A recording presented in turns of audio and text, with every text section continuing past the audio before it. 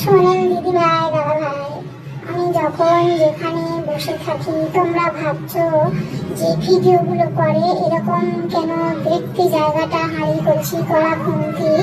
তো আমি তো এক জায়গায় থাকি না, আমি কখনো ঘরে কখনো বাইরে কখনো লোকের বাড়িতে কাজ করি, ঘরে কাজ করি, কাজ করেই খেতে হয়। তো আমি যখন যেখানে যেভাবেই থাকি সেখানে তখন সেইভাবে সেই অবস্থাতে ভিডিও বানাই।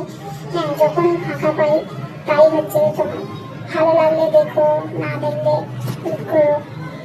হচ্ছে কি আমার কোনো টাইম টেবিলের ব্যাপার নেই, আমার কোনো পছন্দের ব্যাপার নেই। যখন যেমন পারি তখন তেমন যা পারি যেটুকু পারি সেটুকু সময় দিয়ে ভিডিও করি নিজের মতন করে যখন সময় থাকে।